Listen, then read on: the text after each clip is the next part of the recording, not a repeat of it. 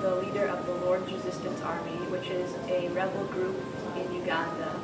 And he's accused of kidnapping children and turning them into either child soldiers or sex slaves. Interest groups have recently called for Kony and his tactics to be talked about in the presidential debates. Gabrielle Renner, a senior majoring in global and international studies, disagrees with the interest groups and says that Kony should not be discussed in the presidential debates. I don't know if necessarily they should be talked about more because there are just as many other political international issues going on.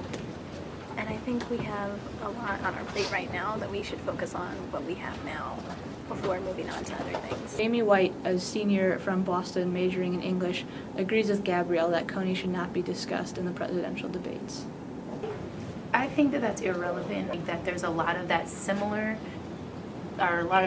content happening there in other third world countries, and I think that it's unjust to just focus on one area. Krista Jobs, a senior majoring in African and African American studies, agrees with Jamie and Gabrielle. I don't think that it should have been really discussed in the debates. I don't think, maybe it could have been raised as a question. It would have been interesting to see what Mitt Romney and President Obama think about that, but I don't think that it's that large of an issue.